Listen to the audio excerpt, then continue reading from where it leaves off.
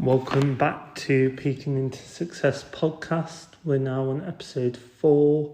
Today we've got a man who started his journey in America and has made his way through Cyprus to England and is a singer, artist, musician, everything in one.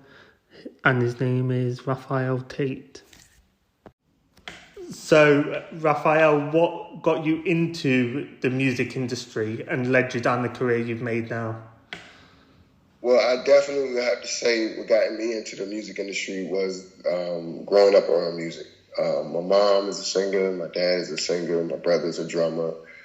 Big brother Salim is a singer, my brother Jerry's percussionist. He was a singer back in the day. So I was always surrounded by music. Always listening, always watching my church and praise teams and all this stuff. So basically, I got the opportunity to get into marching band and start playing percussions, and I started understanding music, and I just knew that this was the direction that I was going to go into in the future. Nice. So what were your musical idols when you were growing up? A lot of the musical idols that I had growing up would be more so Casey and JoJo, or Casey. I forgot what his gospel name was, because I started listening to Casey when he was in gospel. Oh, okay. I had to say John P. Key. These are all gospel artists. Kurt Franklin, Donnie McClurkin, Kirby Brown from Hezekiah Walker. You know what I'm saying? Just those type of guys, because when I grew up, we really didn't listen to much secular music. Okay. You know what I mean? So, or just R&B and stuff. It was all gospel. So I was influenced by the Winans,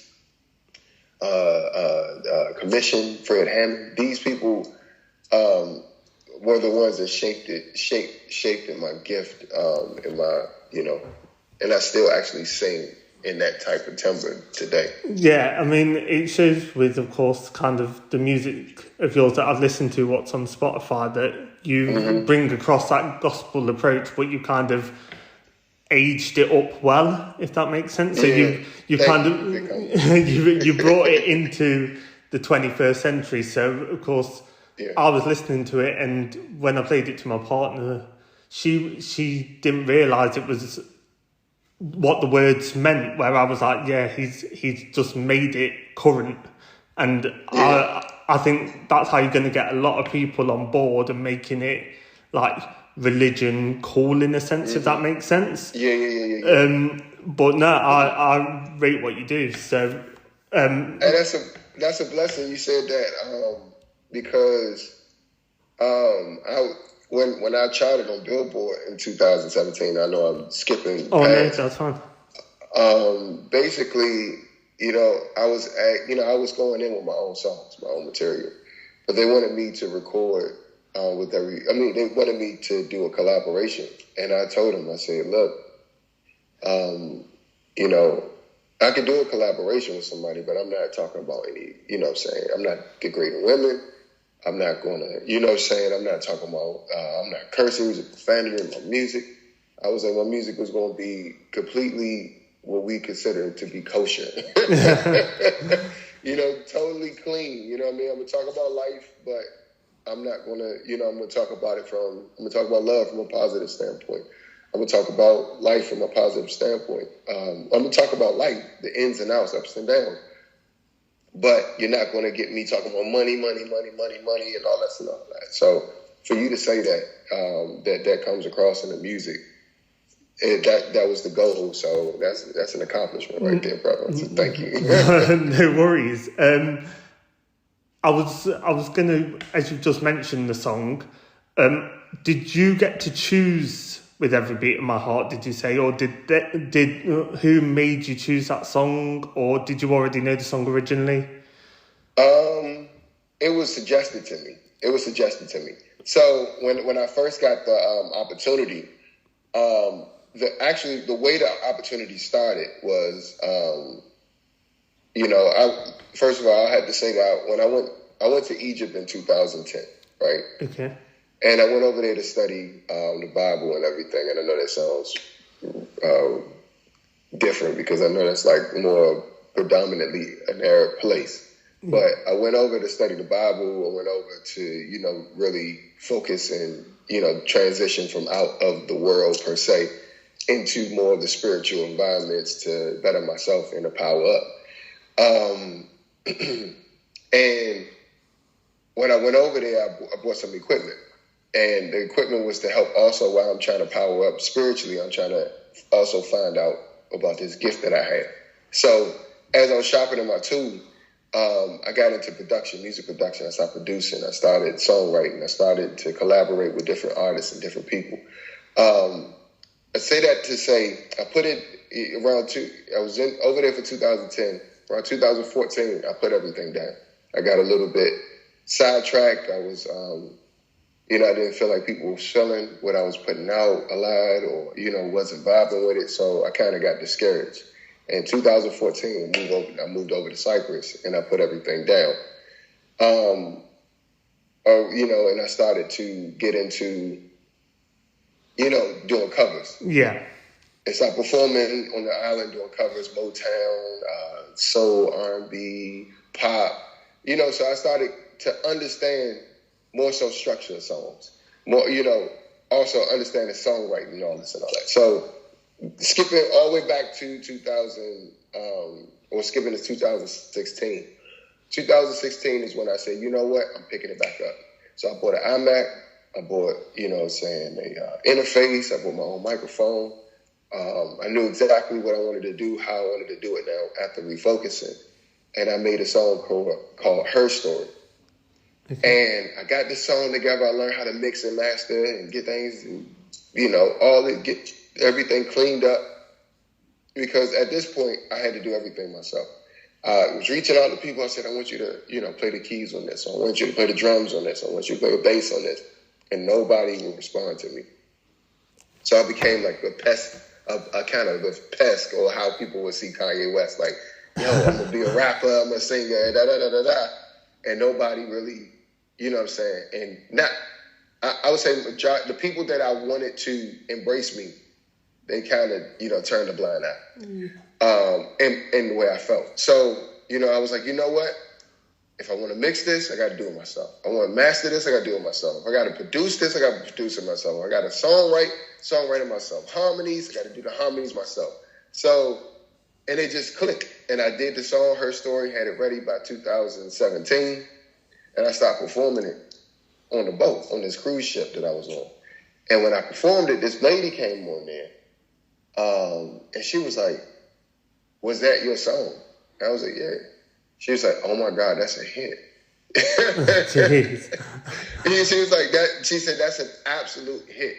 And I was like, thank you. She was like, I know some people that I can get you in contact with in LA, because I'm from LA. Yeah.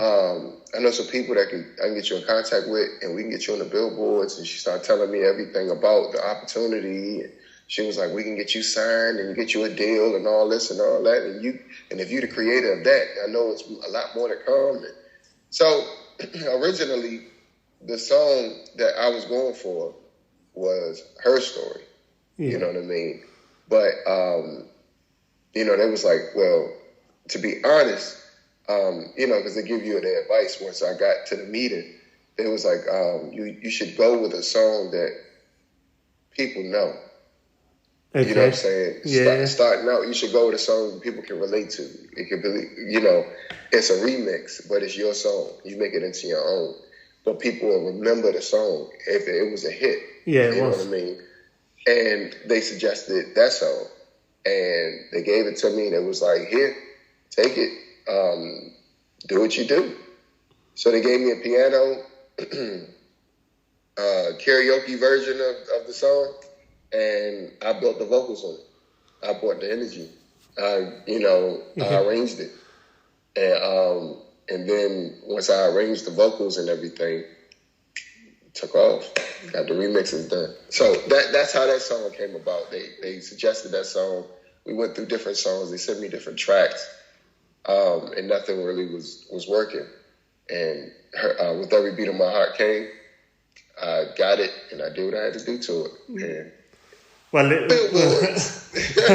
well, it did smash in America, saying that you were in Cyprus as well at the time, of course, getting your kind of home country to back you and take it to the position it did in the Billboard, of course, is big respect. So, Thank you. So that comes out, and then what makes you continue? Does that give you the kind of desire and the passion to push on? And what made you kind of move from Cyprus into the UK? All right. Even with that, so what made me move to Cyprus, to the UK, is because I had, in Cyprus, we have a lot of UK, a lot of tourism that comes from the UK. Yeah. So majority of the people that I was performing for, like thousands and thousands of people, I don't even know how many people I performed for over there. You know what I'm saying? But it's all over Europe as well. So I became a small little celebrity over there. So I had peoples over here in the UK that did music production. My best friend, her name is Justina Wright. She's in the film industry. Just won a few awards in the film industry. And her cousin is Jermaine Ford. Jermaine Ford, his father is Brinsley Ford from Aswad. No way. Or Aswad. Yeah. So I would send music over to Cyprus from him. And when I came over, in 2019, and I hit the studio. And I, Justina connected me to her people, Sky Beats in London, and started creating, and we started building this type of, pretty much we started building a pipeline. The tracks that come to me, I write to the track, I go to the studio, bop, bop, bop, bop, bop. It was hammering out the songs, and I still got songs that's unreleased right now. I got like 20 tracks. Just sitting there. So we'll be waiting for them. Yeah. So anyway, so when I came over here, it just felt right. It felt like this was the move that I needed to be. I said to my friend Indy, I met the girl Indy, she's a part of my management team. I met her in Cyprus. She saw me singing, and she was like, I need you to come over to England, and we need to put you on a bigger stage. We need to put you in front of people that can help you and help your career. So with her driving me over here in 2019, and I got the link with my sister Justina, and then my sister Justina and Jermaine and everybody came together. It just all worked. And so I said to myself, I need to move to the UK. I didn't know that maybe a year after that, we'd be hit with a pandemic. Yeah, that really messed everything up a bit. Yeah. But that was my transitioning over to the UK, because I came over here and started doing shows in the wintertime. And I remember like it was yesterday. It was March 28th. I had a show, and I was looking forward to that show. I was hungry. I needed to work because in Cyprus they shut everything down. And as soon as I came over here like a week before, and as soon as we got to the 28th date, because England was still open, as soon as we got to the 28th, March 28th, 2020, everything shut down. Boris was like, nope, everybody need to stay indoors and all this and all that. And the flights got shut down. I couldn't get back to Cyprus. So I got lockdown in England. So in that time, I continued to do my music and shopping up my tools. And that's how I got here. Because, of course, a lot of people in England, of course, because of the pandemic, and that happened kind of when you came to England, was kind of the first kind of big thing that kind of announced you on the English stage. The show Starstruck, is that kind of the first thing that people got to actually see of you in the UK? Yeah, well, Yeah, actually, yes. It's just kind of like it came out of nowhere. This American guy just coming out of nowhere, bam, starstruck. So the thing about starstruck was like in 2000, is it 2021? So this is when I think this is around the second time. The dates is in that 3-year span. It sometimes you just put it all together as one. So I believe that I got the call from Starstruck 2021, and I was auditioning for Marvin Gaye. Oh, okay. Yeah. So they hit me up on Instagram, and I was like, "Is this how people hack you and spammers and all this?" And I was like, "Is this a spam, man?" They was like, "I promise you, it's not a spam. It's not spam. This is a real person." And then I was, and at this time I went back to Cyprus. Okay. Because in the middle of this, in the transitional spot. Okay, so 2020 of May, I lost my mom. You know what I mean? She passed away suddenly. It wasn't from COVID. It was just, she went to sleep and then didn't wake up. She overworked herself and she was in a stressful environment. And she passed, and it was a tragic thing for me. So I was just trying to find my way back through this pandemic, and also trying to find my way in trying to survive this scenario that my mom just suddenly passed away. You know what I mean? Mm-hmm. So I was back and forth, Cyprus, England, America, Cyprus, England, America. It was just, I traveled more through the pandemic than I ever did before. But I found myself in Cyprus, and I got this call, and I was like, man, this is my shot. This is the life changer right here. And I went through the audition process. It got all the way to the end. They was like, man, we're interested in everything. And then next thing you know, it was a scenario where they was like, everything is being pushed behind because of COVID regulations and all this and all that. So we'll get back to you as soon as possible. And I was at this position where, because I'm not vaccinated, I'm not, whatever. It is a 2-week wait before you can operate. If you fly over to England, it's a 2-week wait. You know what I mean? So, but it was this window that they gave me.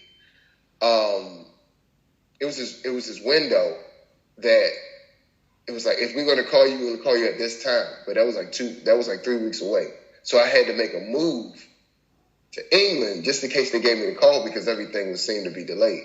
So I said, you know what? This is what I'm going to do. I'm going to make all the paperwork to fly over to England. This is 2021. February 2021. So I'm going to make all the paperwork to fly over to England. And when I flew over here, went through all the rigmarole. And when I got here, I was calling. I was like, hey, guys, what's going on? And they was like, oh, I'm sorry, we didn't choose you. You didn't make it through.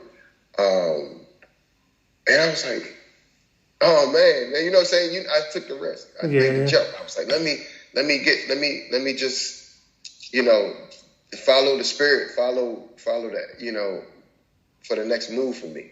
And I jumped over here, 2021. I was disappointed. I ain't gonna lie to you, I was disappointed. But then 2022 came around, and the auditions came. Starstruck again. Contacted them. They knew exactly who I was, and they was like, "Man, I want to audition you for a few people, if you don't mind."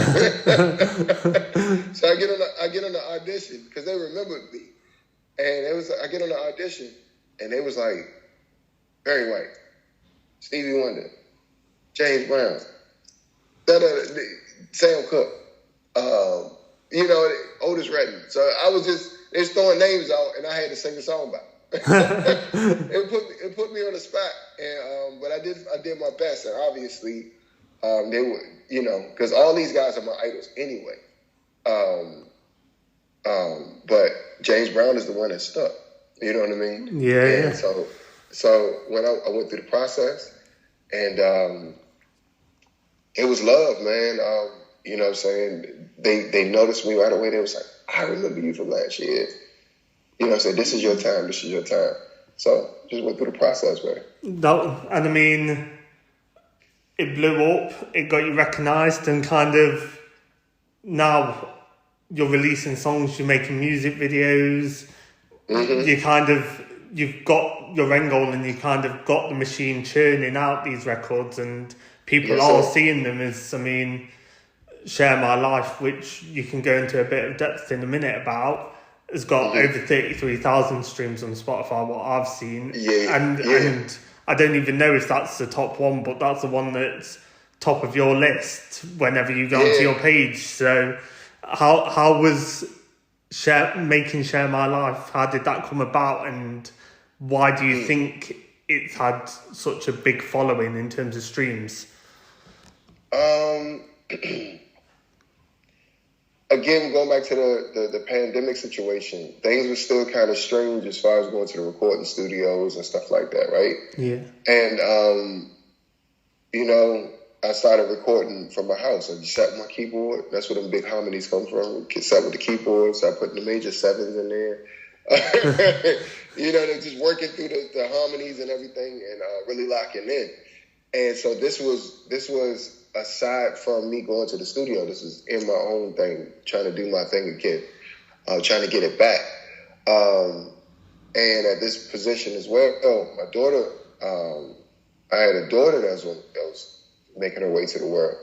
So that influenced this major love song, kind of like, do you know the song "Loving You" by Minnie Riperton? Oh yeah, I know it. And she's talking about her daughter Maya, but she's singing a love song, and it could be universal, you know, talking about a partner or whoever, but the love song was dedicated, and the melody and everything was created for her daughter.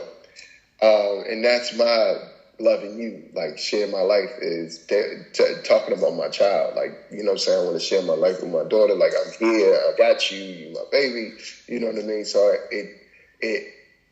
this big song, it was just my dedication to my little baby.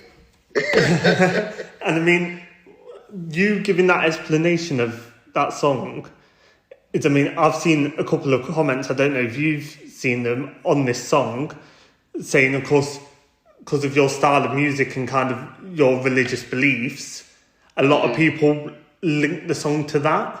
So it's kind of nice that you've kind of explained it, and the information I already knew and the comments that I'd seen about your song seemed very contrasting reasons, and how you said it can relate to a number of different things. That's the reason I believe that it's done so well. Yeah, I mean, and that is key, because a lot of when I went to Egypt, my formula was to make sure that I use my spirituality in a way to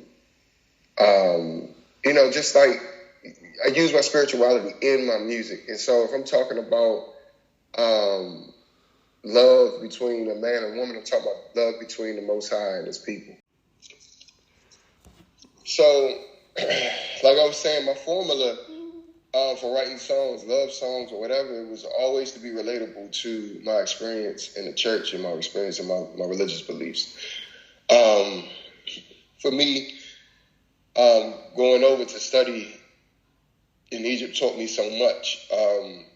Like, even, you know, when we say the Father, Son, and the Holy Spirit, in the church, in the Christian church, they pretty much promote it as three male deities sitting on the throne. But when I went over to study in Egypt and I broke down the Hebrew and I broke down the Greek, in the Hebrew, the Holy Spirit is Rawak. So Rawak it means life, breath, you know what I'm saying? But it's also in the feminine. Okay. And then in the Greek, when it says Holy Spirit, it goes to akinos, means that one, but it's also in the feminine. And then it goes down to the creation. When God created man in his image, when he created male and female, created he them in Genesis. And when you look up that God, it says Elohim, which is, or Elohim, which is three deities, or it's a plural instead of a singular. Okay. And so it breaks down to the Holy Spirit being the Father. I mean the Elohim to be the Father, the Holy Spirit, which is his bride, and the Son that produces this unit. You know what I mean? This okay. and that's the image of God. You know what I mean? So when I write a love song, I write it in the context of giving praise and giving credence to the original image of God, which is the family. You know what I mean? 100%. And you understand what I'm saying? So that is what people hear, and you ask the right questions to get the right answer. I'll try my best. So of course you've mentioned up to now, of course, what kind of got you to where you are now. Mm-hmm. What do you see as your career high and the biggest achievement you've had in the musical industry? My career high in the music industry, it would have to be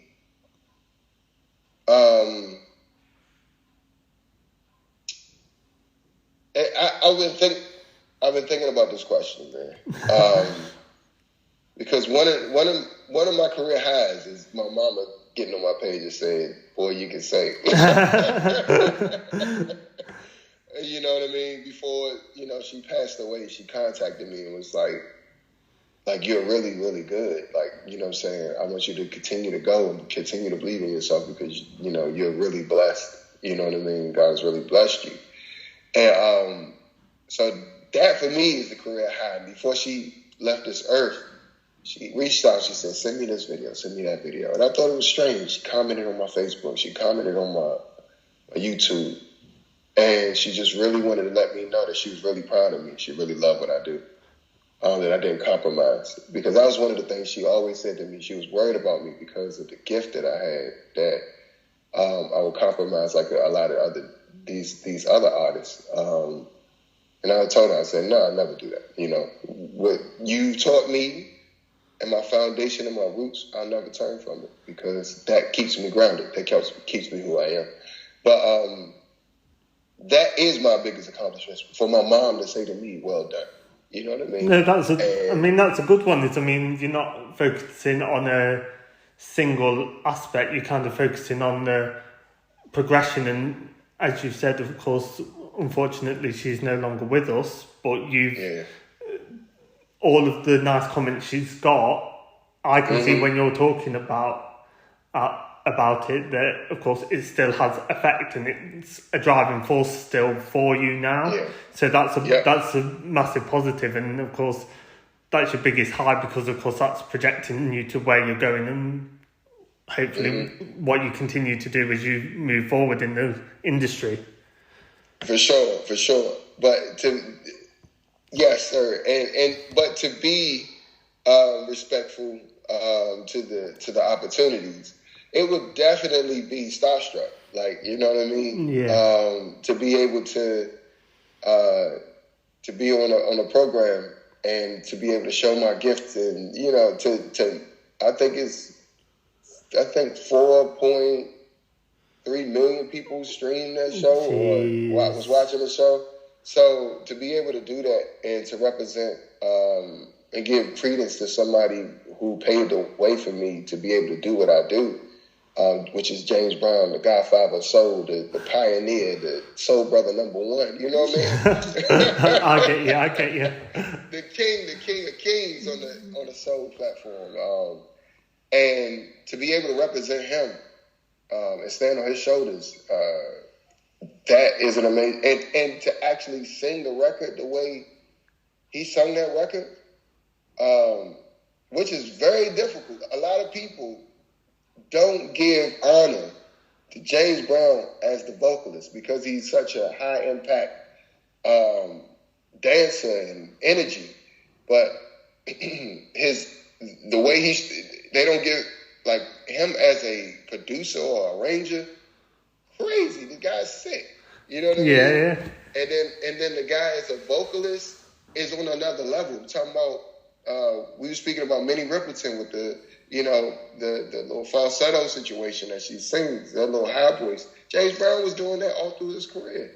And I mean, the comments when, of course, you did perform on that show, Adam did say, of course, that you followed his runs and you kind of paid honour to the track as close as possible that you could. And that, of course, shows that how you speak of James Brown is how you should be respected as well. As, of course, if you're saying, oh, I'm doing X, Y, and Z, what he's doing, and paying respect for him. But if you're getting comments that are saying you basically matched him, that should give you massive kind of joy that you can kind of progress and hopefully have a similar career to him, hopefully. Yeah, yes, sir. That's a great way to look at it. I mean, I did an interview just recently, and they said, well, to sing as yourself is nerve-wracking, to do your own thing. But to sing as somebody else, or to be able to do their thing and match them, you know what I'm saying? That's crazy. You know what I mean? 100%. And I've always based myself or prided myself on being versatile. I want to be the most versatile voice that, you know what I'm saying, this world has ever seen. But I mean, but again, I'm standing on the backs of James Brown. I'm standing on the backs of Prince. I'm standing on the backs of Michael Jackson and Stevie Wonder. And who is another, like, my favorite is David Ruffin. But these guys would be able to sing any song, any genre, anywhere, anytime. Aretha Franklin, like, you know, and that's what cloth that I want to claim. You know what I mean? And I want, when people hear me, to say, you know what? You know, this guy's cut from that cloth. You know what I mean? 100%. And I mean, you know, you've focused on, of course, how you got to where you were and kind of what's defined you to where you are now. Where are people going to be able to find you? So what are you currently working on, or what have you got planned for the 2023 and beyond, where people can find you? Okay, so I'm you know, even from 2017, I've been chasing that success that high, from Billboard charting to staying on there for about, I forgot, maybe I was on there for about 20 weeks or something like that. It said 21 when I looked, so 21 weeks. I said, yeah, thank you. I can't shortchange myself. So I was on the Billboard charts for 21 weeks, you know, going strong.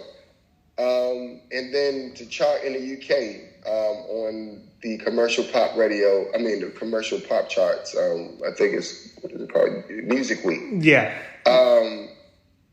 So chasing that success, it took a while to get to another point where I can take it to another level, which is starstruck.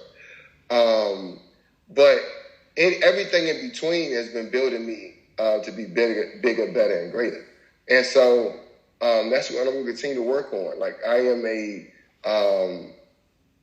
I come from marching band. I come from bands. I come from music. And I want to be able to do my music with an orchestra. You know what I mean? I want to be able to do my music with the band and be respected as a composer. And to hold that microphone, just like James Brown, like he said, and be able to conduct the band, do the vocals. I don't know if I'm going to do the splits and stuff. I'm getting a little too old for that. But still give them the same vibration, but give them my vibration that the Most High put in me. So that is coming up next. I got contacted to be able to open up for Odyssey, the legendary group from the 70s, 80s. Oh, yeah. Saying Inside Out and, stuff like that they sung. And I'm opening up for them June 3rd. So, Where is that if people can find it? Well, you can find everything on my social media is Raphael Tate Official on my Instagram, but Raphael Tate, Prince of Soul on my Facebook. That's my Facebook page. It has a lot of updates on there. You have my show listings on there, so you'll catch all the links. You can get your tickets and everything. That will be in Wolverhampton. Wolverhampton at the Robin. Nice. About 700, 800 capacity. So it'll be good. It's gonna be amazing. It's gonna be rocking. Yeah, to get that call, it's a blessing, man. So I have an album that I was supposed to release already. I ain't gonna lie to you. And with Here Without You was a single from that. But the album is called Love, Grieve, Live. Okay. Talking about my experiences, the ups and downs of life, you know what I mean? And the survival mode and, how to continue to love past your grieving, you know what I mean? Love past your trauma, live past your trauma, live past your grieving. So that is supposed to come out no digital, all real instruments, you know what I mean? You know what I mean? That's supposed to be out. It's supposed to be out. But, certain things happen for a reason. So that should be coming soon. And then I want to be able to perform that with my orchestra, man. You know what I mean? I'm claiming that I got an orchestra that's going to roll with me. That's it. And I mean, you can do that. I mean, as you're saying, with Odyssey and you're doing these venues, easily people will come, and as you grow, easily you can roll around with the band. I know people that are just starting up, and as long as they know them people, they're just rolling with them throughout. So you can 100% do that. For sure, and that's just what I want to do. I want to put myself on platforms that people get to hear me. I need the opportunity to show what I do and continue to show what I do, to let people know this will be a good time, and they can come out and support me. You know what I mean? 100%. And I mean, like the old school say, "Give me the mic and I'll take it away." Shimmy, I mean, you've mentioned, of course, the Wolverhampton gig. Is there any other tours around the East Midlands or nearby that you're doing? Oh man, I'm all up and down the East Midlands. Like I said, you have to go to my page, Raphael Tate, Prince of Soul, on Facebook. And if you don't have Facebook, hit me on Instagram, or, on my link tree, which is Raphael Tate. You'll find that. Just put my name, type my name in the search engine and Google, and I'm at the top of that bad boy. So crazy goes out. But all my show listings, it's a lot of them. I'm all over the Midlands.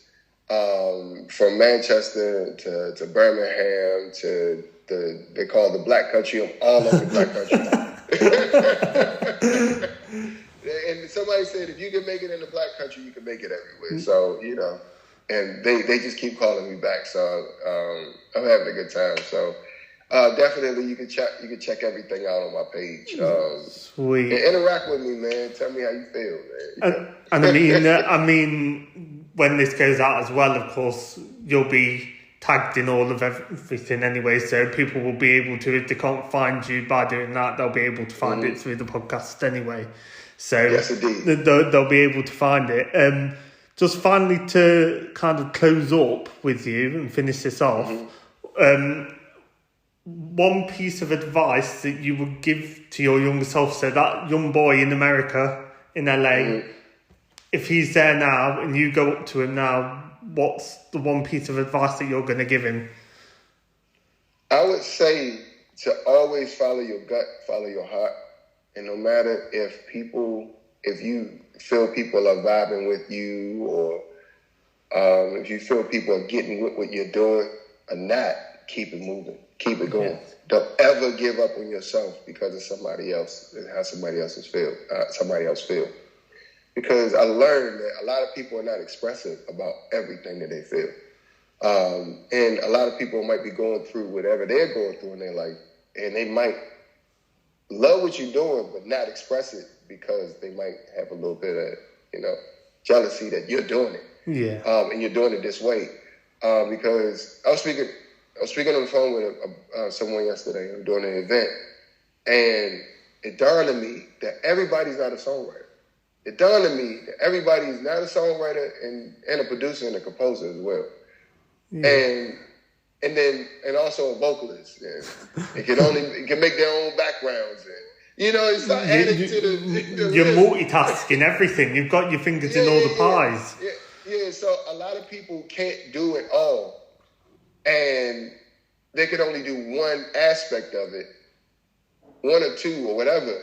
And they might not understand where you're coming from. Or you might not be ready at that time. So I would tell my younger self, no matter what, stick to the path, don't give up, keep moving, even if people don't see you.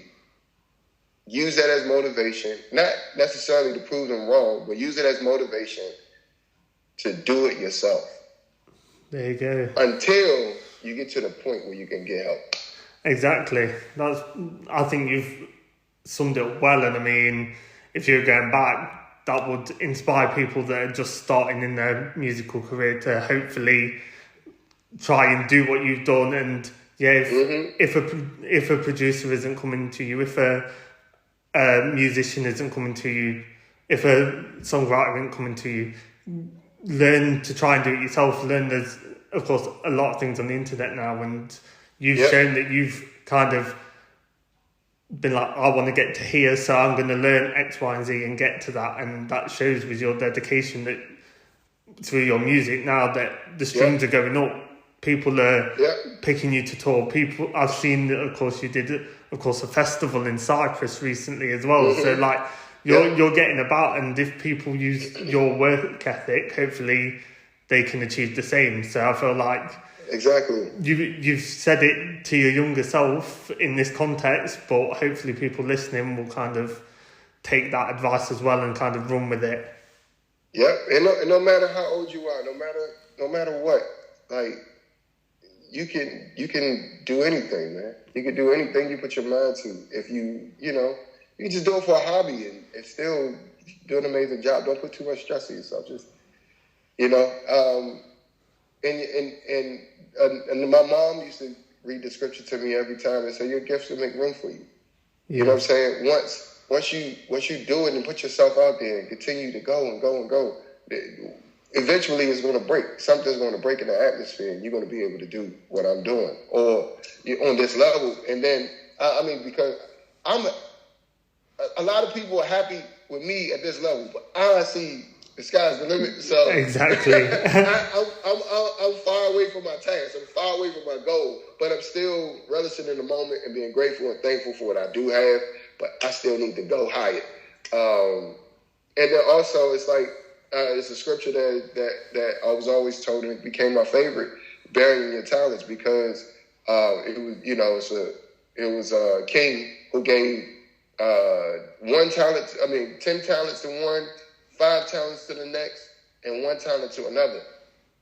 And basically, he told them to go out and do their thing, and wanted them to double their talents. So the one with 10 doubled his talent by the time the king came back. The other one with 5 doubled his talents.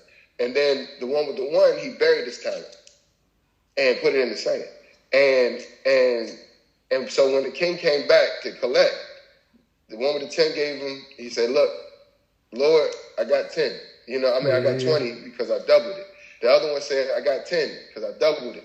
And he praised both of them. And then the other one was like, here's your 1. And he was like, he cast them out of the kingdom. He was like, and you're banished, forever. Yeah. And it's because he was like, but I was afraid of you because, you're a strict Lord, and I didn't want to lose the money. The motto of the theme is like, you can't be afraid, no matter what you have, to multiply, man, and put things, go and get what you need to succeed, because, you have to be grateful over what you got and 100%. Make it work. That's it. Make it work. And what did it say? It's just basically, man, you got to go get it, man. Scared. This is what I wanted to say. Scared money don't make no money. Scared money don't make money. There you go. So go out there and get it and do the best you got with what you got. And sky's the limit, man. Legend. Thank you for coming on. And I appreciate you for having me, brother. And hopefully we get to talk again soon. For sure. Blessings to everybody. I hope you enjoyed today's episode of Peaking to Success podcast. If you enjoyed, please make sure you follow us on Spotify as well as Instagram, where you can see all the updates of who is coming up, as well as who has already been on the podcast, as well as Twitter, where there is information and interaction from me on there as well. Thank you.